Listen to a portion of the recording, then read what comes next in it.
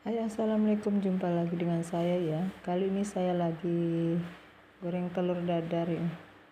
Ini aku kasih terigu ya supaya enggak lembek gitu, biar agak kekel gitu ya. Aku kasih terigu.